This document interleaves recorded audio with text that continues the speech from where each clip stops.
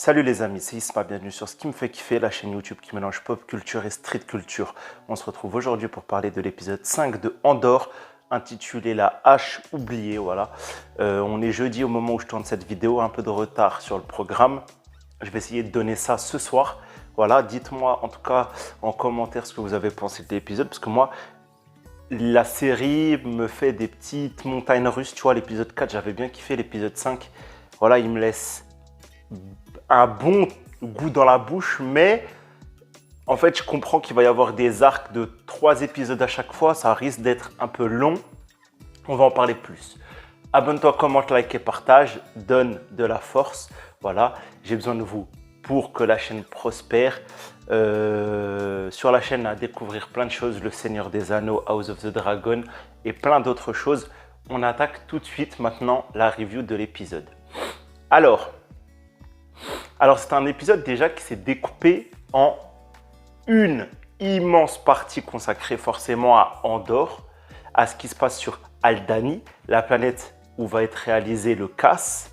Voilà, je rappelle donc un casse qui consiste à voler tous les fonds de l'Empire, tous les fonds qui concernent les salaires des salariés, tu vois, des salariés impérial.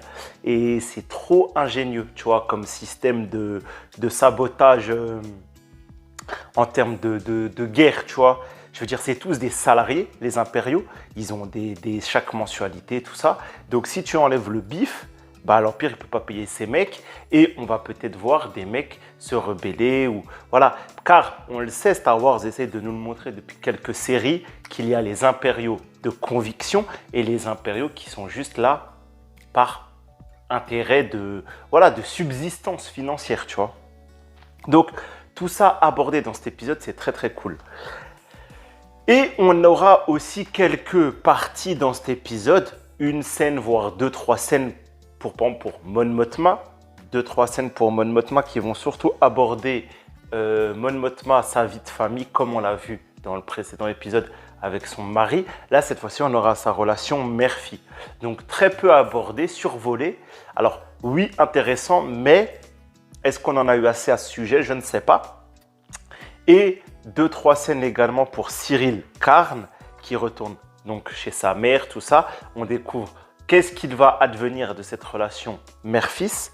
Et on n'aura qu'une seule scène en ce qui concerne Luten Raen, le chef de la cellule d'Aldhani, voilà, qui lui est sur Coruscant sous couverture d'un antiquaire galactique. Alors, le découpage, moi je l'ai trouvé déjà très bizarre. J'aurais voulu, à la Game of Thrones, un truc équilibré. Je trouve que ça aurait mieux fait que 85% Andor, 10% Mon Mothma et 5% on vous donne ce qui reste, tu vois. C'était un peu étrange. Ça ne veut pas dire que c'était pas intéressant, mais il y a des sujets qui m'ont laissé un peu pantois, tu vois. Donc, on attaque par ordre d'importance, car c'est ça qu'il est bon ton de faire. Donc, on a Andor qui se rapproche de son équipe, qui commence à créer des liens. Au début de l'épisode, on croit même qu'il se fait un pote dans la personne de je ne sais plus comment il s'appelle, mais il s'avère qu'il a le même tatouage. Pareil, c'était un natif un peu primitif d'une planète un peu reculée que l'Empire a dû prendre et mettre en avant dans une guerre de territoire. Et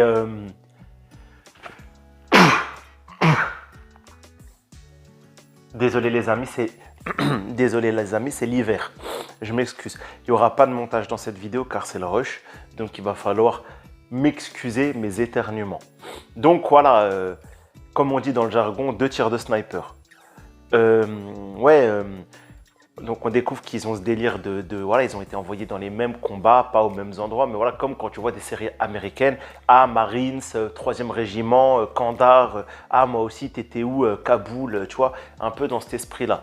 Il y a beaucoup de rêves dans cette série, soit à la Deuxième Guerre mondiale et à la résistance européenne, soit à ce côté militaire, les Marines, voilà, dans cette scène. Donc j'ai cru que ce mec, ça allait devenir son pote, il s'avère que oui et non.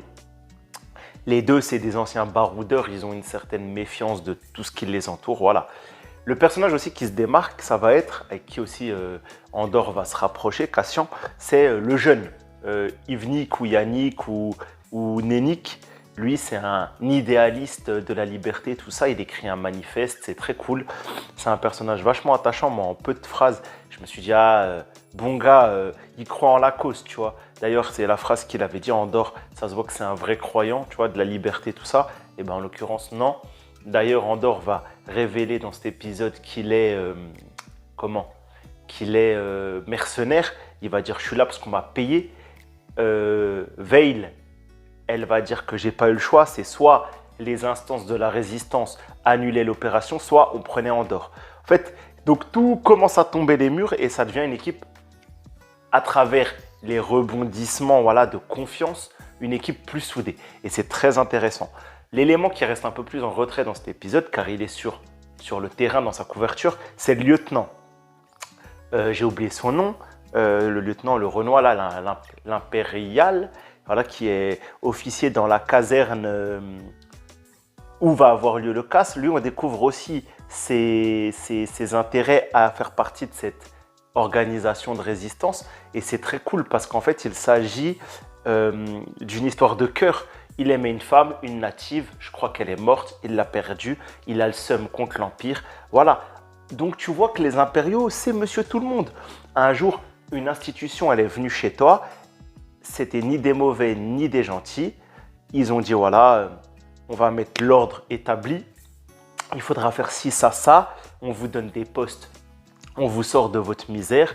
Voilà, bon, lui en l'occurrence, il vient d'une autre planète, on ne sait pas d'où, mais voilà, il a rencontré une native, l'amour, nanana.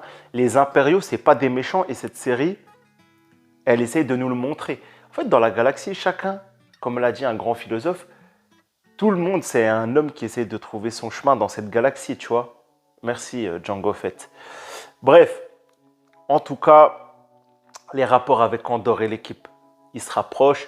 On voit enfin Chasseur Taille, je trouve, à peu près comme il faut, même si c'est encore de loin. Voilà, comme j'ai dit dans ma précédente review, le budget, pour l'instant, il est utilisé avec parcimonie. On n'a pas vu des choses grandiloquentes, tu vois, on n'a pas vu des choses incroyables. Les chasseurs taille, on les voit de loin ou de côté, donc ça permet aux FX de demander moins de moyens, tu vois. Et là, voilà, un chasseur taille, ils ont failli se faire repérer. Le lieutenant, lui, il joue son rôle, il prépare le terrain, car à l'épisode qui suit, ça va être l'attaque. Désolé les amis, comme d'habitude, je suis extrêmement fatigué. En plus, là, je suis dans la précipitation pour enregistrer ce petit épisode, tout ça, cette petite review, avant que la famille, elle rentre. Donc voilà. En tout cas, moi, j'ai bien aimé ce côté Andorre, Cassian, les rapprochements. De toute façon, moi, j'aime les séries qui prennent le temps de discuter, de développer les liens entre les personnages. Grosso modo, le fait notable qui va conclure un peu tout cet arc, voilà, comme j'ai dit, c'est le reveal qu'Andorre est un mercenaire, car le gars qu'on pensait être son pote, il va venir fouiller dans ses affaires, il va montrer le Christo Kyber, il va dire ça vaut 30 000. Il s'avère que le Christo Kyber, c'est un peu une avance de Luten à Cassian. Christo Kyber, donc j'ai pas trop fait mention dans la review de l'épisode précédent. Voilà. D'ailleurs, comment il s'avère que lui, il a un Christo Kyber, on le sait pas trop. Bon, il explique que c'est un Christo Kyber lié à un autre culte ou une autre religion que celui des Christo Kyber de Jeddah et du temple et ce qui forme les sabres, tu vois. En tout cas, le petit groupe va se passer à l'attaque. Ils commencent à être prêts, ils s'entraînent à marcher comme des soldats, ils s'entraînent avec leur posture d'impériaux, tout ça, nanana. Ça rend bien, voilà, la prépa pour moi est faite. Normalement, l'épisode prochain, dès l'ouverture, c'est on passe à l'attaque. Et donc, dans cet épisode, on a eu également d'autres scènes, d'autres arcs narratifs. Celui de Mon Mothma avec son mari. Donc, son mari, on comprend que lui, il est plutôt, partisan de l'Empire et de l'empereur. Est-ce que c'est pas un proche de l'empereur? La série pourrait aller surfer vers ça.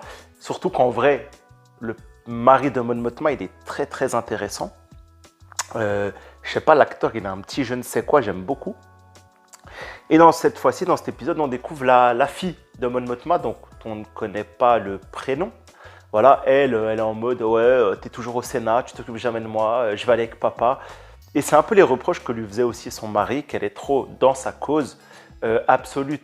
Je le cite, donc tout lui revient hein, dans cette analyse. Enfin, non, voilà. Autant Mon Mothma passe pour une mauvaise mère dans cet épisode et pourquoi pas va être une des thématiques de la série. Mais en vrai, c'est la mère de la résistance, de l'Alliance rebelle telle qu'on la connaît dans le 4. Donc, elle a sacrifié sa vie de famille pour la cause également. De toute façon, l'Alliance rebelle, c'est énormément de sacrifices. La liberté ne s'acquiert pas, non, la liberté ne se donne pas, elle se prend, comme dit Amounette. Voilà, si tu as la ref, on est totalement dans une autre licence, mais tu as compris l'idée.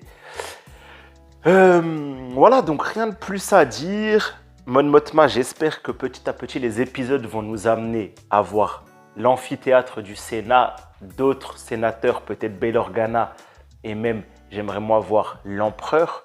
Je pense qu'on va le voir. Ou peut-être Tarkin, à la limite, tu vois. C'est des choses qui pourraient être très, très cool.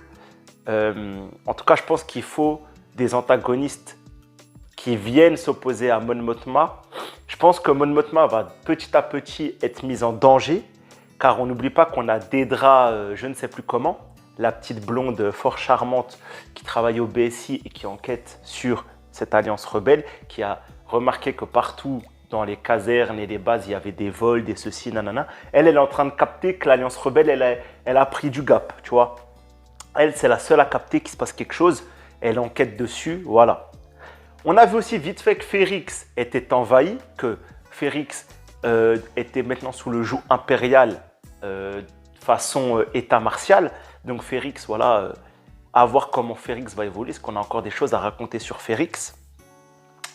On a un autre arc narratif secondaire, mais qui est quasiment tertiaire pour moi, c'est la relation mère-fils de Cyril, le poteau Cyril Carne, voilà. Donc ils cherchent un boulot, ils appellent l'oncle, comment ils l'appellent, Emilio ou je sais plus quoi. Ils font un peu sans manque de respect, hein. J'ai beaucoup de respect pour cette communauté, gens du voyage. J'ai l'impression, tu sais, on appelle l'oncle qui est patriarche de la famille. Tu vois, même dans la relation de respect, tout ça, Cyril, il respecte sa mère, il se prend une baffe, il se tait. Enfin, tu vois, j'ai vraiment, en l'occurrence, ce n'est pas des gens du voyage, mais un peu, voilà, ce côté communauté gitan comme ça.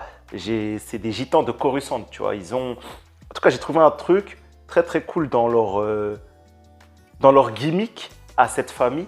Et pourtant, voilà, on nous a créé un personnage de toute pièce pour la série avec une maman, voilà, qui a du caractère et un certain, une certaine antipathie notoire. Voilà, j'aimerais pas que ça soit ma mère, mais en tout cas, à voir ce que ça va donner, sur quoi ça va déboucher. Et ensuite, on a une scène finale, voilà, avec Luten Raen, dernier arc narratif. On voit lui et sa secrétaire, voilà, sa secrétaire d'ailleurs qui lui parle presque d'égal à égal. Est-ce que c'est vraiment sa sous-traitante ou est-ce que c'est sa chef ou est-ce qu'ils sont sur un pied d'égalité? Ça, on ne sait pas trop. En tout cas, voilà, tu vois que les deux, ils commencent un peu... Bon, elle est zen, mais il a mis beaucoup d'investissement personnel là-dedans. D'ailleurs, je pense que Veil, c'est la fille de Luten. Un moment, comment il lui parle dans l'épisode 3, pour moi, c'est forcément sa fille, ou 4 peut-être l'épisode. Voilà, j'aurais aimé en voir plus. Je pense qu'on aura à chaque fois des découpages. 1, 2, 3 épisodes, c'est Ferrix. 1, 2, 3 épisodes, c'est Aldani. 1, 2, 3 épisodes, c'est ceci. Et 1, 2, 3 épisodes, ça sera le final de la saison 1.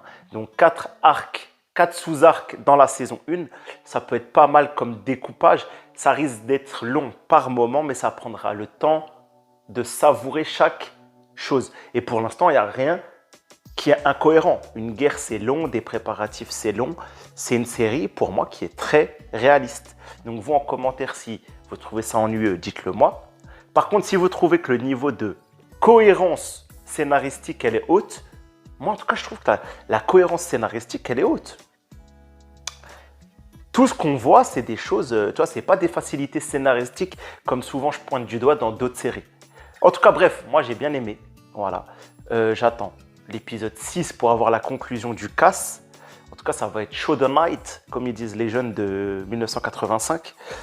Et du coup, ouais, je pense qu'on peut passer un bon moment. un bon moment action sur Aldani, tu vois. Voir comment tous ils vont fuir, quelle est la prochaine étape. Donc en vrai, moi je suis hypé. Donc ça aussi en commentaire, dites-moi si vous êtes hypé sur ce casse. Et voilà, qu'est-ce que c'est la suite pour nos personnages. Ok les gars, petite vidéo car en réalité, beaucoup de contemplatifs, beaucoup de dialogues, peu de choses à vraiment analyser. En tout cas, j'ai fait de mon mieux pour vous parler des éléments, points forts et points faibles et des points clés vraiment à noter pour l'épisode 6. Voilà. En tout cas, beaucoup de choses à découvrir sur la chaîne. Du Seigneur des Anneaux, du House of the Dragon, du She-Hulk avec un épisode enfin plutôt pas mal. Les gars, allez voir tout ça, de la street culture un petit peu. Et voilà, bah, prenez soin de vous. C'était Isma pour ce qui me fait kiffer. À la prochaine. Ciao!